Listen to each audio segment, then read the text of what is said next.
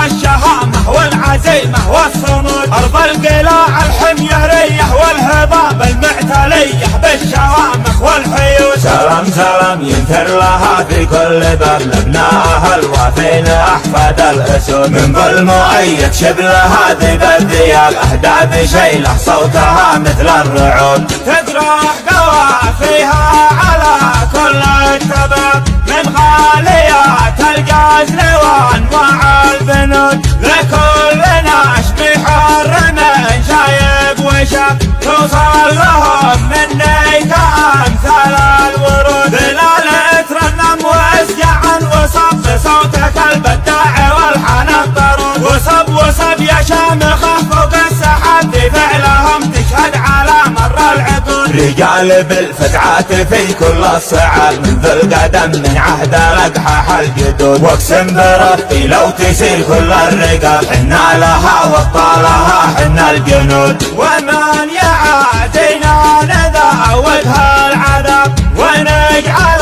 الباغي نكأبر بالقيود. وساب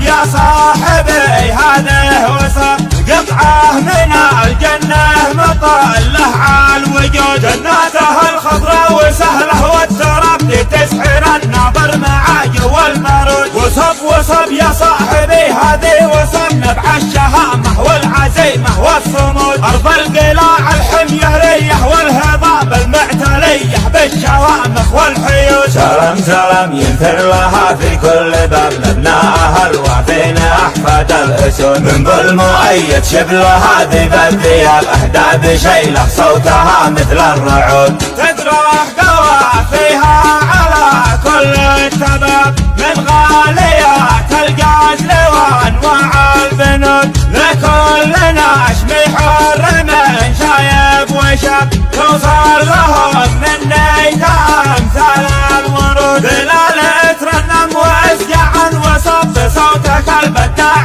والحنان ضرود، وصب يا شامخه فوق السحاب بفعلهم تشهد على مر العقود. رجال بالفتعات في كل الصعاب من ذو القدم من عهد الأقحاح الجدود، واقسم بربي لو تسيل كل الرقاب حنا لها وابطالها حنا الجنود. ومن يعادينا نذاوقها العذاب ونجعل الباغي نكأبر بالقيود. وساب